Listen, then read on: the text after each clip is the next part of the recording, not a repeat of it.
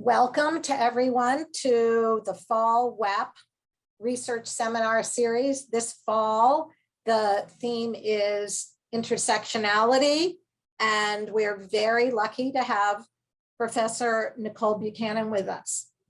I'm Sarah Wald. I am Chief of Staff to the Dean of the Kennedy School and also an adjunct lecturer on public policy and a very proud affiliate of WAP. Before we start, I wanted to offer a virtual land acknowledgement to honor local Indigenous communities on the land where Harvard University sits. The full land acknowledgement will be placed in the chat by the WAP team, and we encourage you to read that and look at other resources.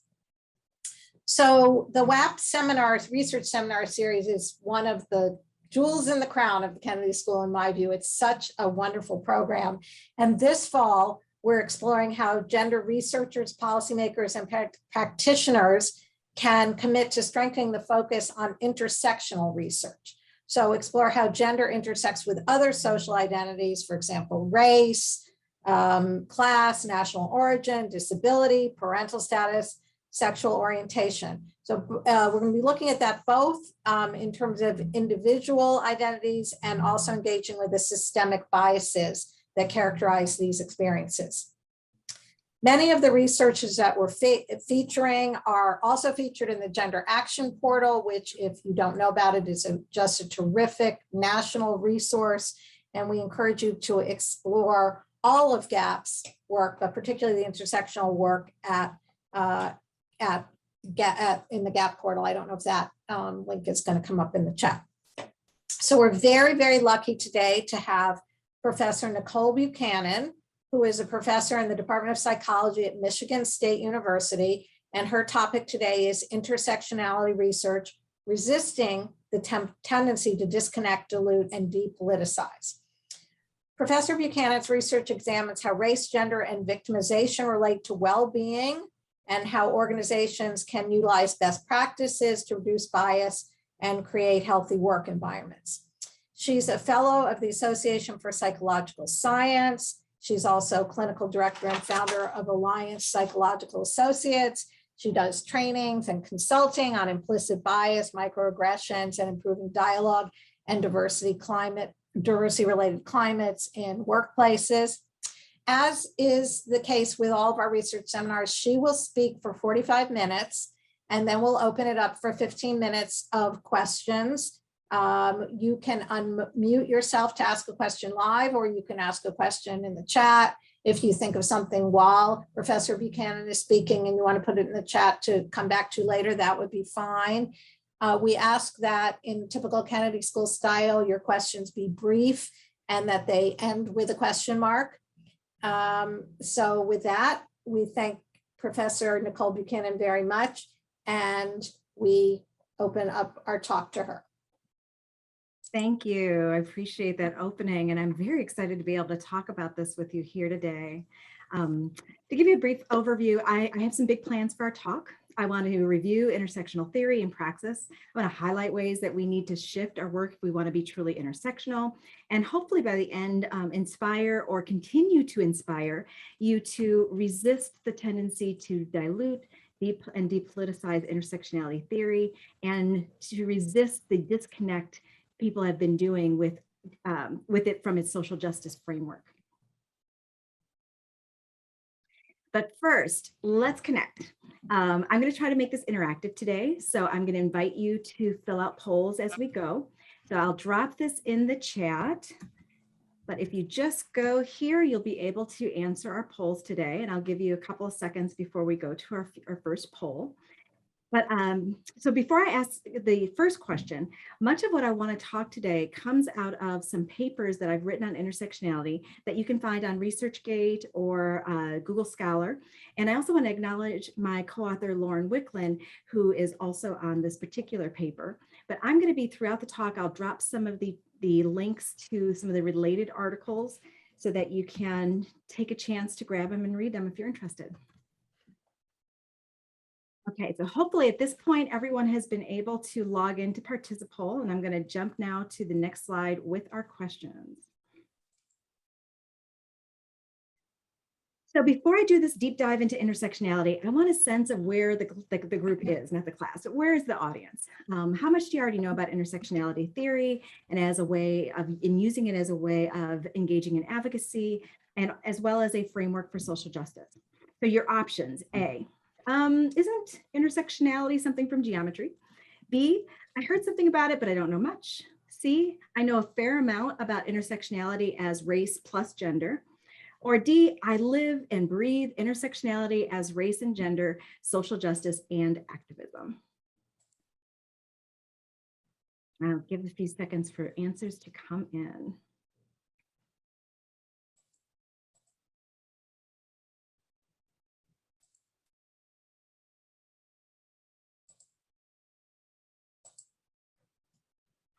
Okay, last second.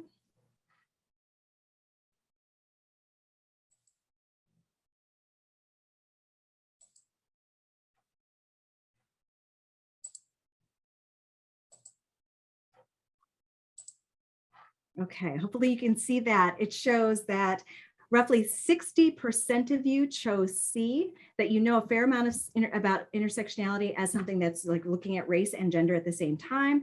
And then almost 30% said that you live and breathe it. You understand it as race, gender, intersections. You understand it as social justice. You understand it as activism. That's really cool. I can say I've been in many audiences where they're right at the very beginning. So you'll probably find that this is a mix if you're already kind of in that D range. Some of it will be a little more introductory for you, and some of it hopefully will still be new. But no matter wherever you are in this moment, you will know more by the time we go to the next hour.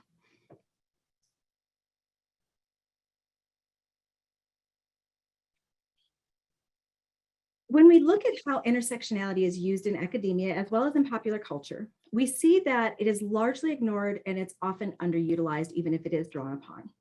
We have not widely incorporated it as a framework for work. We've not centered it as a way of thinking about how we interact with one another. It doesn't show up in our mainstream writings. It's not taught as a framework for communication, research, and human relationships. And it's not commonly understood, and instead it's often undervalued. And intersectionality is largely invisible when we look at most of academia and most of mainstream society. Now, we have started to see a slow change. Intersectionality is starting to enter into our common language, but what many have noticed is that as it's being brought into the mainstream, we're seeing it depoliticized, disconnected from its social justice roots, and diluted to make it something that's more palatable to the general public. So when we hear about intersectionality, we typically think about it at its most basic components. It's a way of looking at or talking about overlapping identities. For example, talking about our race and talking about our gender. But it is so much more than that. And by limiting intersectionality as a concept, we then limit its ability to transform our connections with others, our workplaces, our research, and society as a whole. Basic premise of intersectionality is this idea that our various identities combine to create unique experiences of the world. And rather than being neutral or independent parts of ourselves, our race, gender, sexuality, religion, social class, and a host of other important identities overlap to create unique experiences of myself and my understanding of the world. This implies that knowing and understanding me as a woman requires an understanding specifically that I am a Black woman, but perhaps further that I'm a cisgender, biracial Black woman that grew up working class in the United States. We could add infinite number identities and we could create a very precise picture of who I am, but this would be limiting intersectionality to its most basic form. Intersection goes far beyond that, far beyond this examination of our individual identities or even how they overlap with one another. So I'll ask you, how long do you think intersectionality has been around? Since our 1989, when Kimberly Crenshaw wrote her article on demarginalizing the intersection of race and sex. B, wasn't that what Sojourner Truth was talking about in her 1851 speech, Ain't I a Woman? Or C, as long as there have been humans, there has been intersectionality.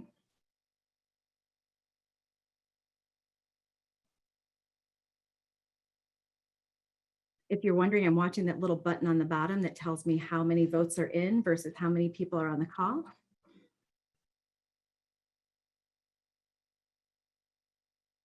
Give another couple of seconds.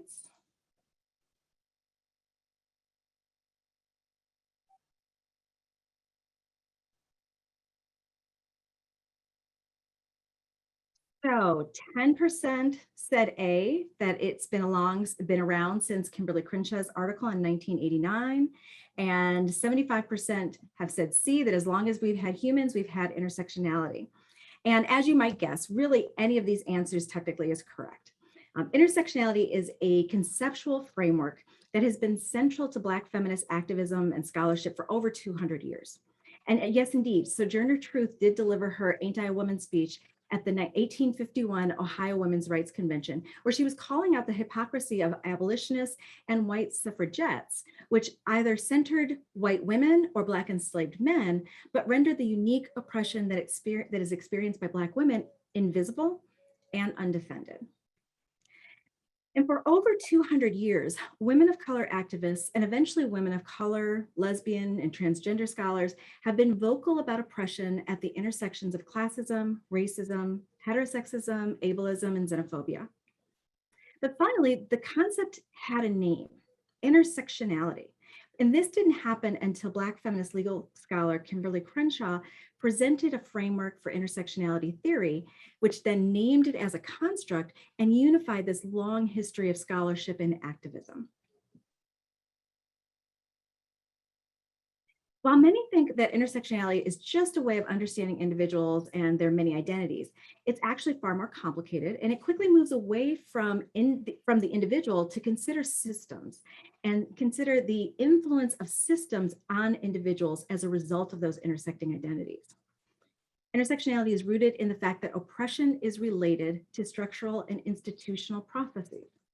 These systems of oppression interact with one another, and they lend support to one another. So racism is melded and strengthened by sexism, classism, heterosexism, just to name a few. And then each of these are bolstered and framed by the presence of the other. And the fact that these systems of oppression are interrelated is not neutral, because they then lock people into social positions that influence our lived experiences, which then influence our perceptions of the world and our life outcomes. But given all these truths, it's impossible to endorse intersectionality without focusing on social justice. As intersectionality has gained some popularity in mainstream society, it's been diluted and the theory has been flattened. But social justice is the most central component of intersectionality because oppression is at the center of the lives of real people. And intersectionality centers on understanding how a given phenomenon is inextricably intertwined with societal and institutional structures and on interlocking systems of privilege and oppression. For example, an intersectional lens on racial health disparities in maternal health outcomes would center institutional discrimination and medical training and racist and sexist biases of providers as being the dynamic factors that are impacting these outcomes. So rather than simply reporting racial differences in pregnancy-related deaths, an intersectional framework exposes systematic racism and sexism as the mechanisms that are driving those differences. And it identifies the differing ways that these forces operate across groups of women and with women with different intersecting identities. But equally important, intersectionality requires that our activism and our scholarship is grounded in social justice and in moving the needle toward a more just and equitable society for all members of society. That is our first priority.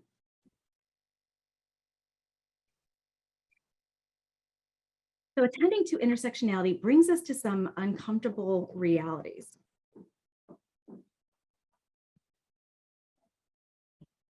It becomes obvious that our risk of being harmed increases significantly when we have more identities that are marginalized by society.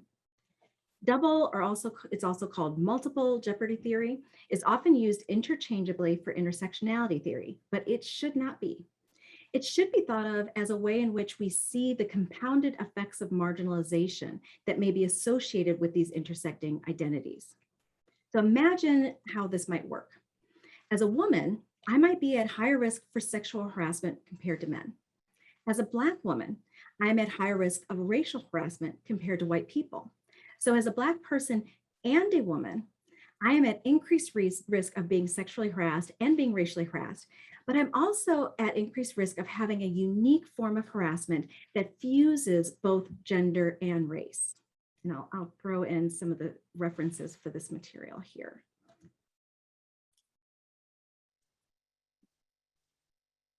Multiple jeopardy theory acknowledges that having two marginalized identities means that I'm even less valuable and less protected. Not only do I have the increased risk from each of these types of harassment and additive risk, but my risk increases further because I'm a more acceptable target generally. And the more marginalized categories I occupy, the higher my additive and multiplicative risk of harm and mistreatment. And we see this if we look at the outrageously high rates of violence that are perpetrated against Black trans women in the US. And of course, this higher risk and these higher rates of victimization are then associated with more harm to physical health and psychological well-being. But it's important to understand that intersectionality theory isn't limited to research on individuals who hold multiple stigmatized identities. Intersectionality theory can and really should also be applied to analyses of power and oppression among groups that experience compounded advantage, such as middle-class, cisgender, heterosexual white men. Now, there's a tendency to think that only marginalized people have intersecting identities, and this functions to let dominant groups off the hook for doing the hard work about themselves and their privilege. And applying intersectionality to privileged groups can then also lead to a better and more nuanced understanding of how their positionality can be complicated if they have, say, hidden stigmatized identities, such as having grown up in poverty or having a disability. And importantly, intersectionality demands that we attend to the fact that membership in multiple privileged groups increases the likelihood of positive experiences and multiple advantages. And the distinction between intersectionality and multiple jeopardy, these are really important distinctions.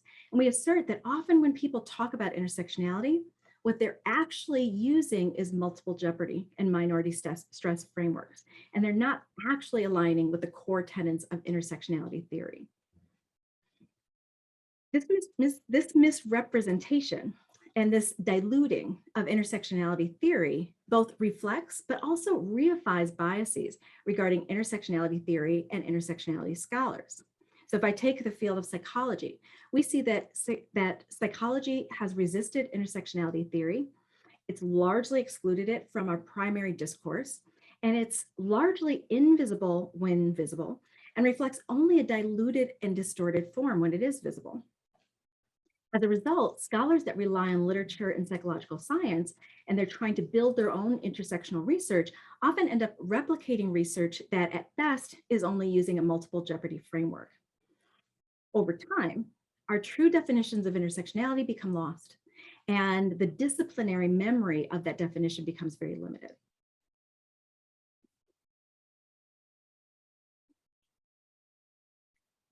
Another related concept is the concept of intersectional invisibility. Society thinks of a standard person. What is envisioned is, this is the person that we envision if we don't get any information about who the individual is. And for many, that standard person will be a white heterosexual man. These are the stories, the experiences and values that are embedded into our United States narrative. Whether we think about who are our leaders, who are the people that are central, whose needs are prioritized, these are the people who tend to be what we are imagining. And so the further we are from that center, the less likely that our stories, experiences, and values will be reflected or prioritized in policies, laws, education, and things of that nature. So if we try to demonstrate how this works, we can think of probably dozens of white, cis het men that are featured in society. We know their stories. They are the epitome of what we think of as success. They are seen as being important and as worthy. We can probably do the same for a number of white women. We could probably name, even if it's a relatively smaller number, but we can name women, white women who are centered, and we have variability in their stories, but that variability has narrowed. Let's make another small twist.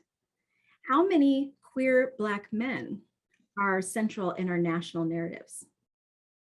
How many of them do you know, particularly if you've not spent your time specializing training in this area? How many of their stories are centralized in popular media? Probably far fewer. Now let's do one more tiny twist here. How many queer women of color are essentialized in society? How many of their stories are frequently and robustly covered so that full diversity of their experiences are normalized and are humanized? This is the essence of intersectional invisibility. People are erased. Their stories seem strange. They seem fictionalized, even if it's a common story that other people with those identities share. But because they're not in our normal discourse, we don't know those stories. We don't know their plight. They are in essence invisible to us. Let's take another short detour here. Let's talk about visibility and visibility conditions. Like, what does it mean to be invisible?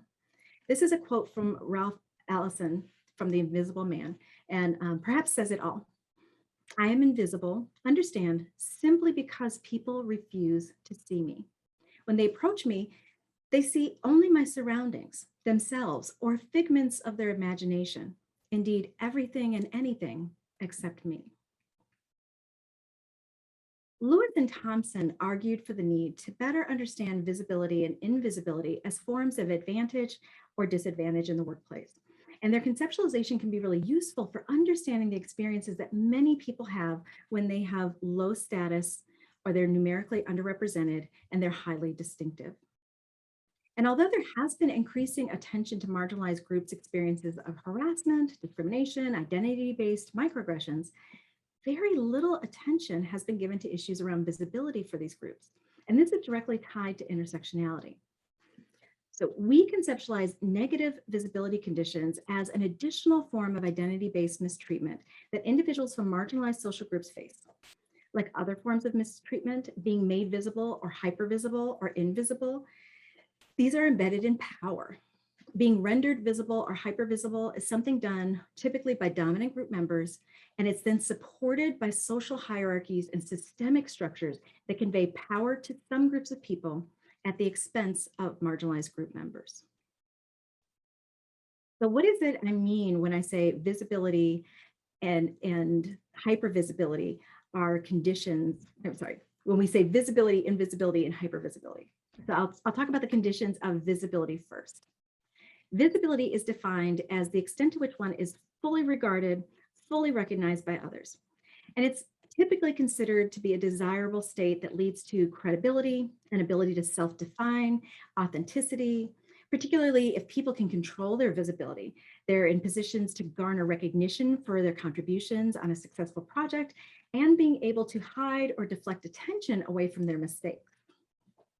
So visibility implies that the individuals are perceived in a way that they want to be perceived. And this happens if we look at the workplace, it might include being noticed for your skills and ability, rather than being characterized by others in terms of stereotypes about your group. Hypervisibility. The most benign definition of hypervisibility is simply the state of being extremely visible, which can be positive for dominant group members. For example, being extremely visible as a valued, active contributor in the workplace. However, for members of marginalized social groups, negative stereotypes combine with being marked as different and result in their being perceived as deviant. As hypervisibility and perception of deviance then leads marginalized individuals to become the focus of increased surveillance from others. And under these conditions of hypervisibility, mistakes, whether they're real or perceived, are used to then confirm those negative stereotypes and are used as evidence, and evidence that could counter that negative perception is minimized or it's held suspect. As an example, a person does superior work and then a dominant group member might assume that they must have had help. Similarly, when individuals are hypervisible, their personal identities remain invisible.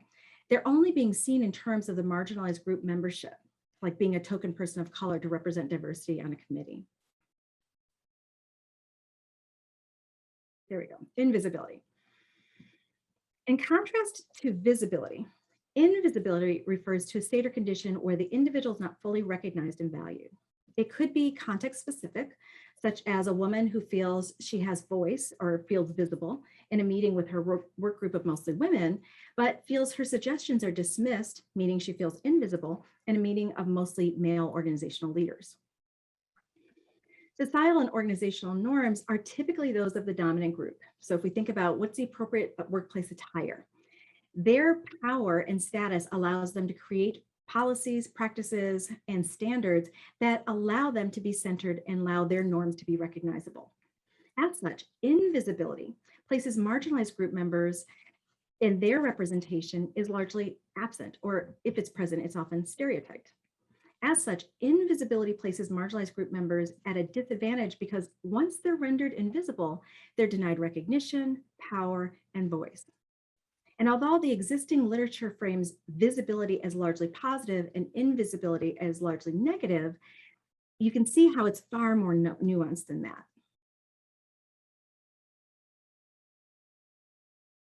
So another poll, get ready. I'm curious how you experience your visibility in your current workplace or current kind of lab, work, however you think of your workspace, answer this for there. Do you feel mostly positive visibility? People see me as I want to be seen. I rarely feel invisible or hypervisible. B, mostly hypervisible. My mistakes get a lot of attention. People see my group identity, my race or gender, more than they see me as an individual. C, mostly invisible. My experiences, ideas, and contributions are rarely recognized by others. Or D, both hypervisible and invisible. It's usually one or the other, but I'm rarely recognized as my true self. I'm stereotyped and ignored. Go ahead and give time for the votes on that to come in.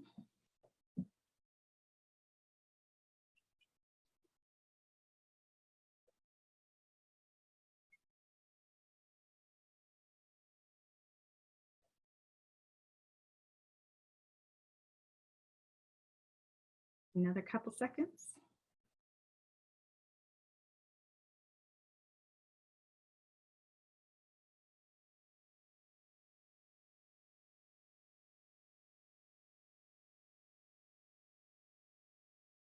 Wow, okay, so we say 57% chose A, where they feel mostly positive visibility.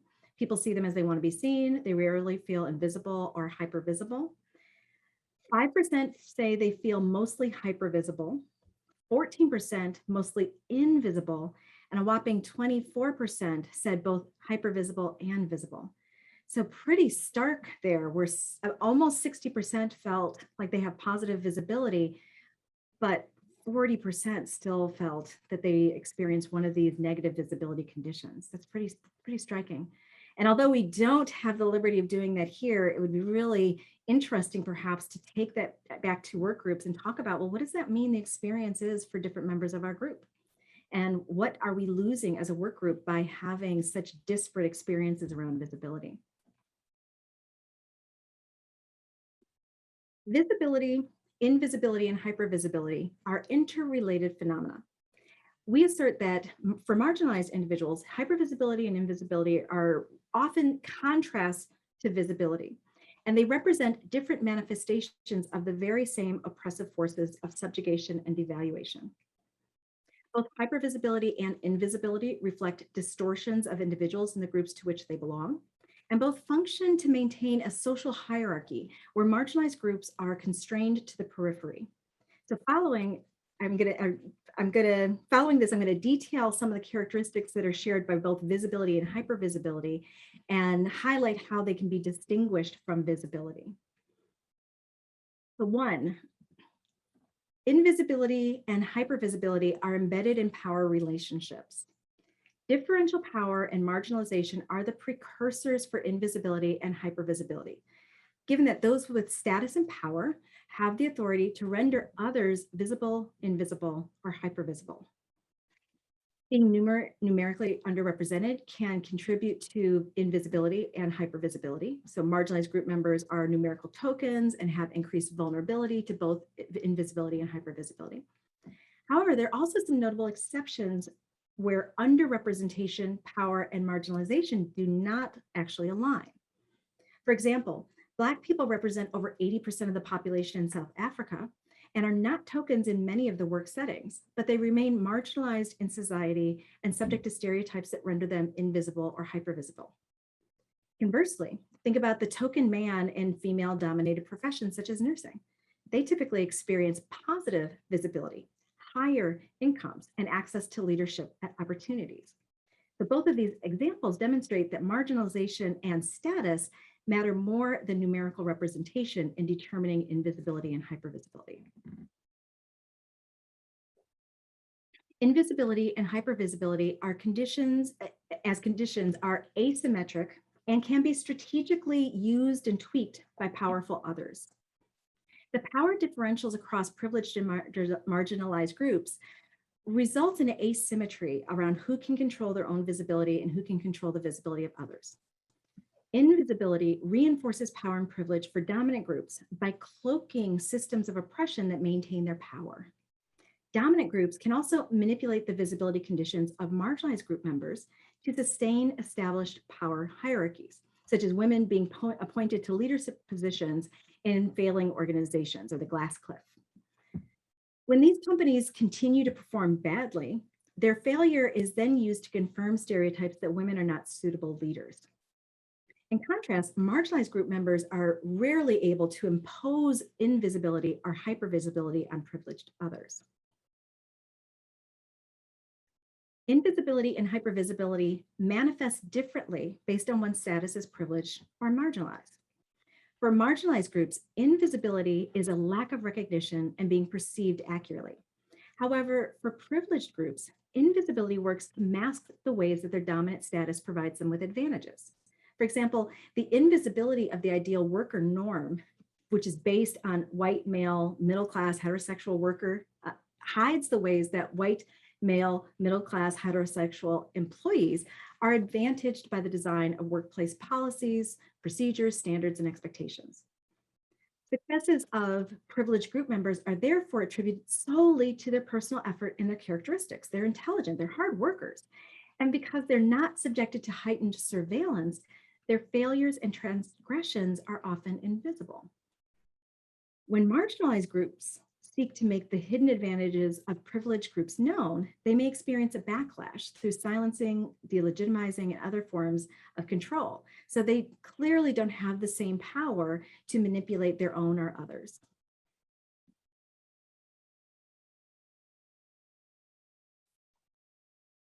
Invisibility and hypervisibility reflect and reify social hierarchies and social boundaries.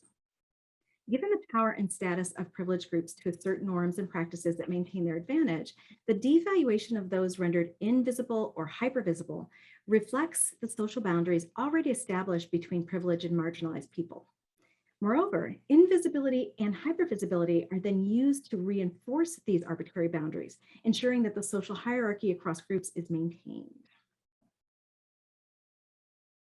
Invisibility and hypervisibility represent distortions of visibility. The way that marginalized group members' visibility is controlled by dominant group members distorts how individuals within the marginalized groups are perceived and recognized. And once somebody is distorted, their positive visibility is really unlikely, and invisibility or hypervisibility ensue. So the visibility of these distorted representations then become what undergirds further distortion of those groups and the individual group members. However, marginalized group members may engage in agentic behaviors to reclaim control over their visibility and may be perceived in ways that are consistent with their self-perceptions. Invisibility and hypervisibility are socially constructed. There is nothing prescriptive about invisibility and hypervisibility. As such, differing circumstances, different social histories, or power dynamics could change the nature and the function of these visibility conditions. So just as race is not a biological construction, but it is a social construction, those who are subjected to visibility, invisibility, hypervisibility are arbitrarily placed in these precarious conditions due to their group memberships and the socially constructed narratives of those groups. So consistent with intersectionality, thinking about these visibility conditions reminds us of the importance of not essentializing categories, not assuming there's a shared natural quality of Asians or Black people or white people. but rather questioning what types of visibility experiences certain groups might share and why. For example, how Tu et al. Note that a counter to the research highlighting Asian Americans' educational and financial successes, their sample of low-income Chinese immigrants was restricted to low-paying jobs under harsh working conditions that were largely undesirable. And they argue that more research is needed so we can fully understand individual experiences and what are the things that are unique to those groups and what the variability is.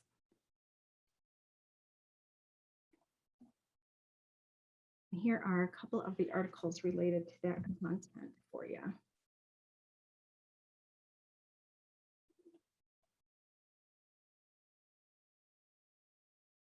Okay. Let's talk about moving intersectionality into action.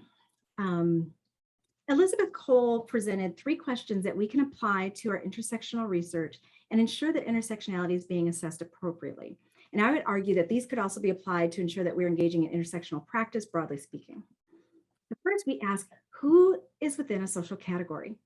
Questioning who is in our studies, who's in our programs, helps us make sure we are including groups that have typically been ignored or excluded. And then we go beyond to make sure we're pushing for diversity within those groups. So if we did an examination of Black families, we should include families from different socioeconomic levels that have different abilities and a variety of parent structures. And while no one study can include all the variability within a demographic group, identifying the possible variability and then appropriately describing who is and who is not represented by a study or program provides an appropriate lens for us to make comparisons. Attending to who is included or who is not included in our work has the power to dismantle stereotypical beliefs of groups and makes room for us to talk about how social circumstances actually shape experiences of members of a group. And Elizabeth Cole says we have to ask the question of what is the role of inequality? When we look at inequality, if we go contemporary inequality, if we look at historic inequality, all of these things will influence the ability of group members to act and engage freely in the world and completely in the world. I'll use the same exact example of Black families. A program could consider how historical structural inequalities, such as redlining districts, where Black people could only buy houses in certain areas, how is this connected to contemporary structural inequality, such as the under-resourcing of local schools, because local schools are financed by property taxes? And how might this then change the types of support that families may have for academic enrichment?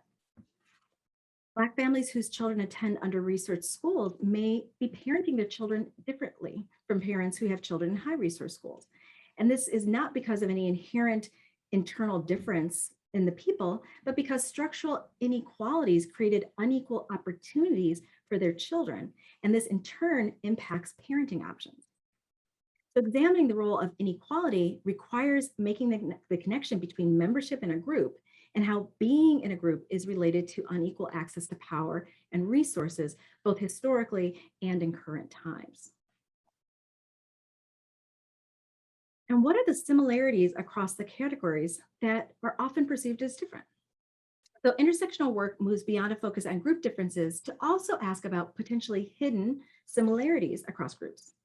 Asking this question can help us to recognize these shared needs, the values, the goals, and create the potential for coalition building. So again, going back to our earlier example, programs could consider where there are similarities between Black and Latinx families. And in discovering, perhaps both sets of parents engage in racial socialization practices to protect their children from police brutality. If we discover that, well, now we can create programs, and participants across these two groups that are typically perceived as different could begin to work together in policing practices and creating different but similar harm for their communities.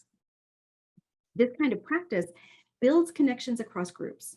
And while they still embrace the nuance within the groups, they are able to strengthen both groups by increasing their collective ability to change oppressive systems.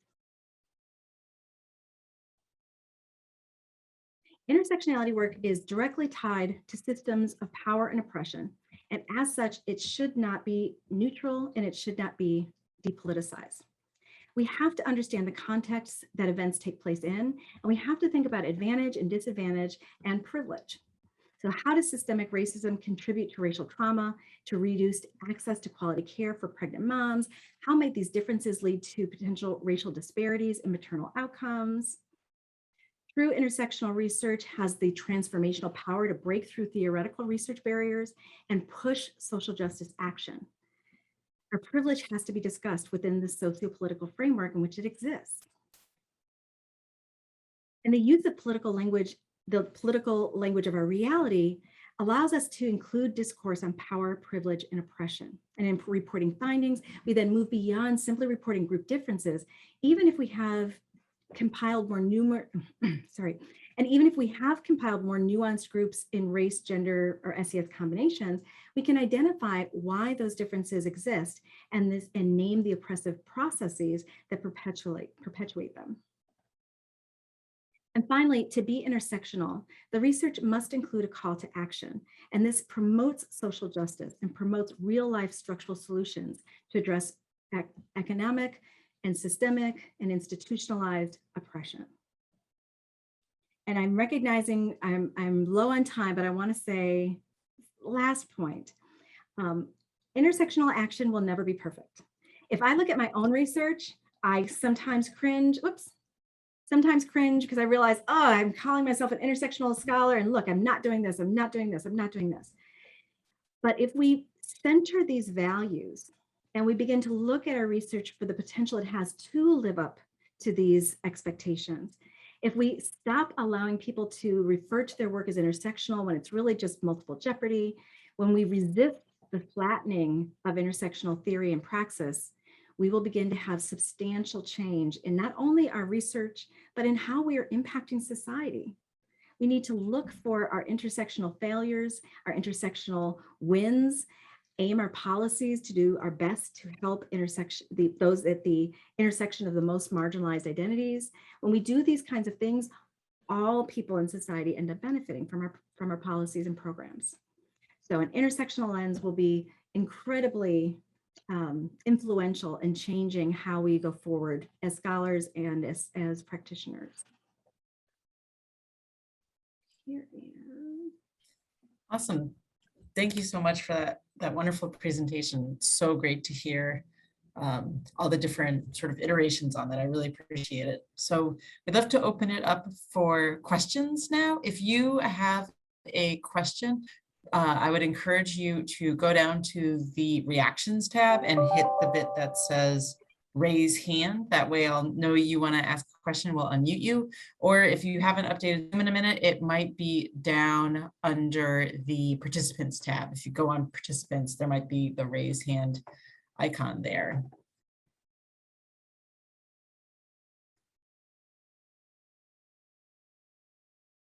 And Sarah, I was wondering, Stop the share, or does it open? Oh yeah, you can take it down if you want.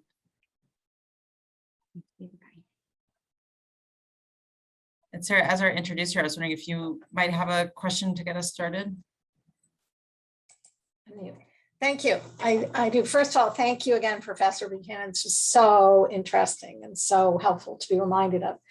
I wonder if you could comment on, and I'm sorry, I don't have the citations in front of me, but there's a small body of research I know that on the fact that that intersectionality might actually not convey an advantage, but convey a lesser disadvantage. For example, that Black women in the workplace might not be penalized as severely as white women for agentic behavior because the stereotypes are, or that there might be some cumulative lessening, it's a terrible way to say it, of harm by repeated microaggressions under that so could you talk a little bit about that and how that relates to what you're talking about?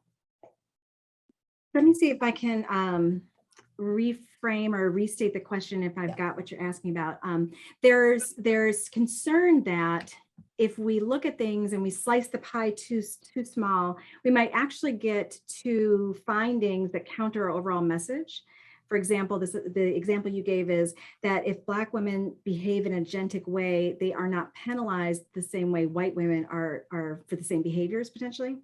And that maybe we actually start to create the potential for undoing the work we've been trying to do by some of the findings that we have. Does that sound right? Sure. Yeah. Okay. Feel free to tell me if I'm going off. Okay. So one, I would say, I used to go up with one of Jim Sedanius's trainees all the time, and they would always say, no, Black men have it worse. And I feel like, I don't feel like the story is that easy. Like what are the outcomes you're looking at? And so, yeah, if you look at incarceration rates, if you look at the times that they are physically assaulted by police officers, if you look at these kinds of outcomes, you're probably, and I'm going to say probably not always, you're probably going to find that those rates are more negative for Black men compared to Black women. But then let's say, what if you look at childhood incest? If you look at experiences of sexual assault, if you look at experiences of domestic violence, well, now all of a sudden, Black women have exponentially higher rates than Black men. It depends what we're looking at. And then it depends on what we do with that. So I am happy to know and hear, oh, well, in this particular domain, Black women may not be punished as harshly. But that's like a tiny piece of the workplace puzzle, right? So there's all these other places where we can say, well, although they don't have this particular experience punished as harshly, one, all of that still is embedded in so many systems of oppression that we need to begin dismantling. But two, okay, so let's also look at punishment around hairstyles, punishment around clothing choices, punishment or perceptions as a mom, and how do these end up switching who is more harshly harmed? But I would even say, and why are we focused in on the more harshly harmed? Why aren't we focusing in on this is a system of oppression that is doing harm? And how do we figure out how it got into place? And then how do we start to figure out how to dismantle it? And I would say that's really what intersectional research is doing. It's not simply like, here's a crossed identity, Black and female, and here's the outcome, and oops, they're better here. It's what are the structural systemic problems that are really changing outcomes? And I would say, like, we could look at really broad outcomes, maternal death rates, maternal health, life expectancy, health and well-being, all of these things show pretty consistent problems and pretty consistent directions. But yeah, we can look at any particular domain and find aspects that don't follow the trend. And I think those are valuable and worthy. We better understand where it does impact by understanding those where it's not. Did that get your question? Yes, very much. Thank you. Awesome. Thank you so much. I saw two questions come in through the chat that aren't exactly on the same page, but seem to be close cousins to each other. One is about one is the evergreen, so what do we do question of what are some methods or approaches to combating this structurally. And then the other is not on too different of a vein, which is about how do we adopt a intersectional lens, or which I would repose as a lens that accepts intersectionality as a starting point, because intersectionality isn't just a lens, it's also a lived experience. But how do we adopt this to assess DEI initiatives within an organization? So one on structural inequality and one on organizational DEI efforts. I have two slides I'll go to on organizational stuff. And darn it, your first question got disappeared by the last question. Using it and kind of keeping ourselves grounded on so one, it's intentional action. This is new stuff, right? So when we went into our first stats classes and we were starting, we didn't know how to use this stuff. We took a semester of learning, and then all of our educational processes are reinforcing those skills. This is new content for most. And I would say, even for those who, when I was kind of going through grad school, there was a handful of us that were talking about multiple jeopardy, but even not at that point, intersectionality. So I reflect a journey in the last several years of really analyzing and really starting to think differently about, well, what is it I'm talking about? And how is it distinct and different versus using them as interrelated terms? So engaging in that process of learning. There's also, Lisa Bowleg was giving a talk last Thursday at Michigan State University. They are opening, and I think it just got launched, or it'll be launched Monday, one or the other, an Intersectionality Institute. And they're going to have a cohort of people that come in the summer, I think for like a week-long intensive. They're going to have monthly trainings and workshops. You know, it's going to help bring together and create a group of people who are interested in it as scholars, as practitioners, who are quantitatively bent, as well as qualitative and mixed methods. You know, we will not keep intersectionality in a corner. We will not put it in a box.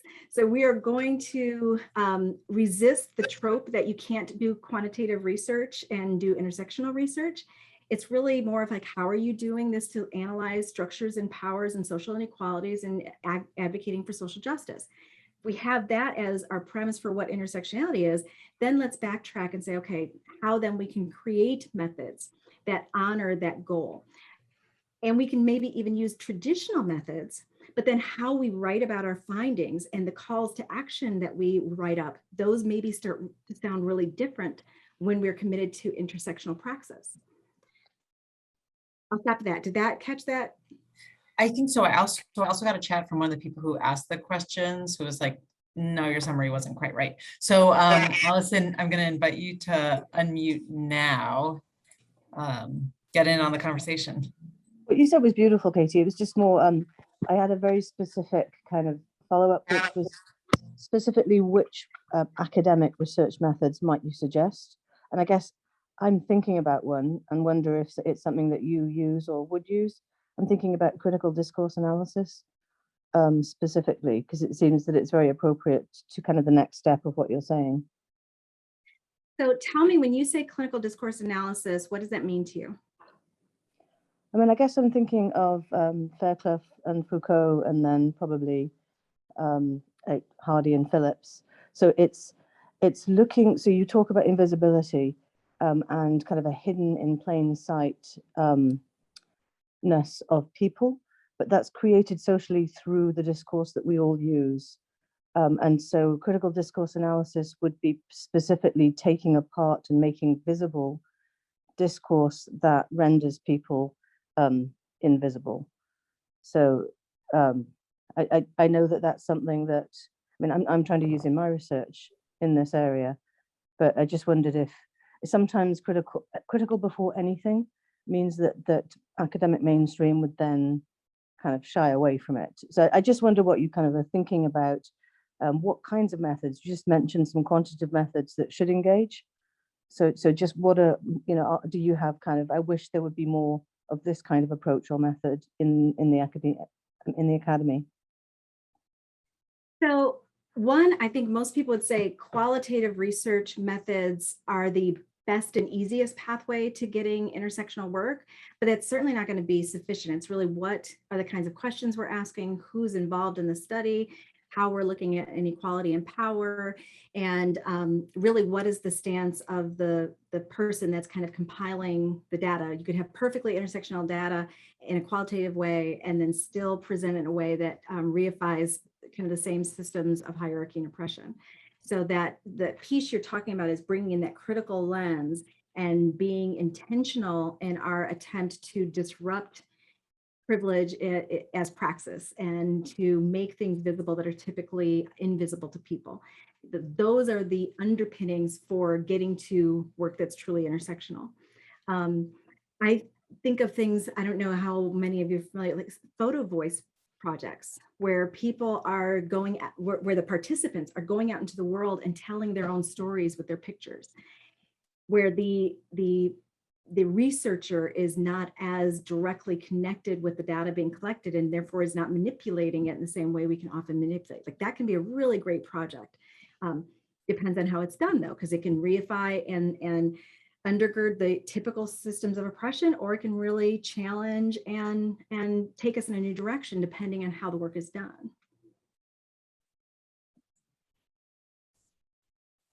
That's great. Thank you so much. I see another question coming in through the chat. building on the questions from Allison, do you have any citations or examples of publications that use this intersectional lens well, that does it well in quantitative research? Lisa Bolig has some things on moving it into quantitative realms, although admittedly most of her stuff is historically been qualitative, but now she's moved into a lot of mixed methods. I'll even say she has studies now that are like collecting stress hormones, like you don't get more quant than that, and bringing in biological specimens to the mixed model approach. And so a lot of her stuff, and she does a lot in public health, that's really good. There's a woman, her first name is NiCole. I'm blanking on her, not NiCole Buchanan. Thank you for that. Gosh, there were also, Lisa Rosenthal talks a lot about what we need to do to move the field forward and creating intersectional praxis. There's also the Crenshaw's Institute, which demonstrates kind of some of the different ways of doing this and gives readings and methods. But this new Intersectionality Institute is what I'm super excited about, because it feels like this is really going to be bringing, we have people doing things in public health, people doing things in nursing, people doing in psychology, but this is an opportunity for cross fields people to come together and to really push on methods and creating new methods, creating stronger methods, or how do we talk about the use of our methods so that we're really pushing the fields to be more intersectional. Oh, thank you. Is that Anisha? Thank you for that link. Awesome. Thank you. So we're almost at time. So I just want to ask a quick closing question. Is there anything that you didn't get to cover today that you would like for us to know? Well, there was the question about organizations, and I do have kind of 3 slides on that, but to make it really short. One, I think this idea of practicing intersectional cultural humility versus just cultural competence. And so if there's clinicians here too, I think that is an important distinction that will lead us to doing better. Cultural competence implies that we can learn and kind of come to an endpoint, and we now know everything we need to know about a group. And so anyone we work with in the group, we've got it down. But an intersectional cultural humility allows us to be more open to the ways in which this individual's experience might be very, very different. And how do we connect with that? And it opens up to the reality that we never really fully understand, even if we're immersed in that group. And so we approach things very differently. But we can do things like begin to capture data in an intersectional way. One of the frustrations at my institution is we can't, the data available will report the number of Black faculty, the number of women faculty. But if you try to get how many are Black women, you can't do it with any of the publicly available data. We need to collect data in a way where we collect and report out these intersections. They're important intersections. We should be able to look at that. And we can audit our practices as a lab. What are the things that we're doing as a lab that are based on hierarchies that don't have to be that way? What are the norms and assumptions for how we are preparing students to go to conferences that are actually reifying structures of oppression and are not actually in their best service?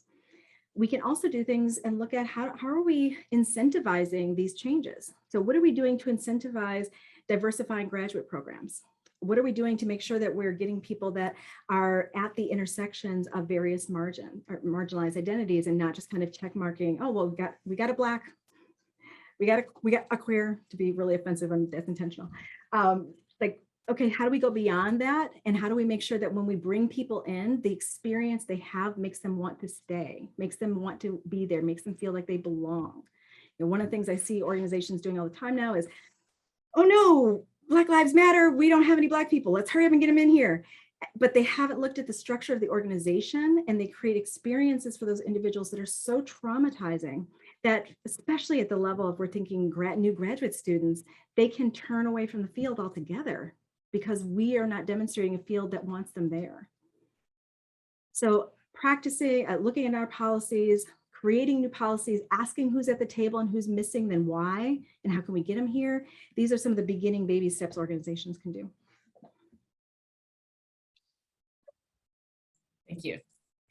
So I think we are unfortunately out of time. Let's all thank Professor Buchanan for this incredibly enlightening and important talk.